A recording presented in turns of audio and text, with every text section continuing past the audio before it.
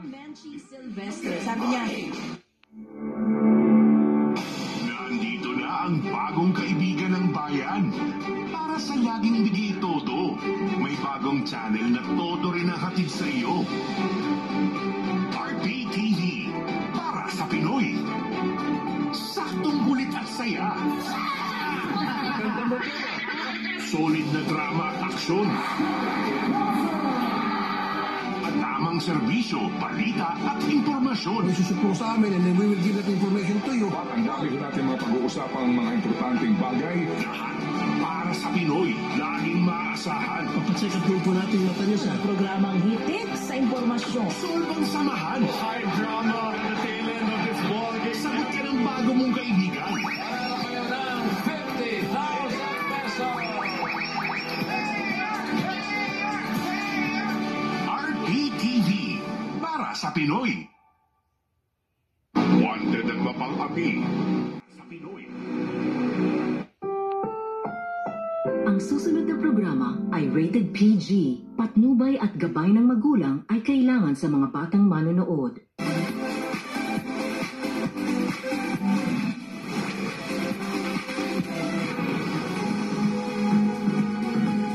Narito na mga umaaksyong balita ngayong araw. Ihatid namin mula mismo sa frontline sa umaga.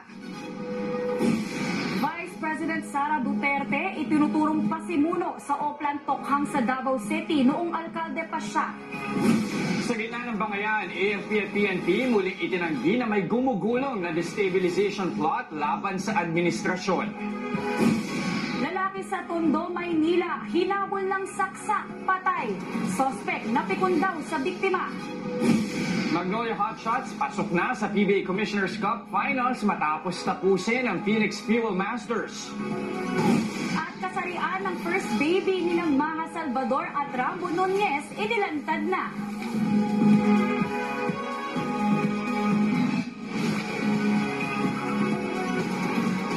Direktang pinangalanan ng nagpakilalang dating miyembro ng Umanay Davao Death Squad na si Arturo Las Cañas, si Vice President Sara Duterte bilang pasimuno raw ng Oplan Tokhang sa Davao City.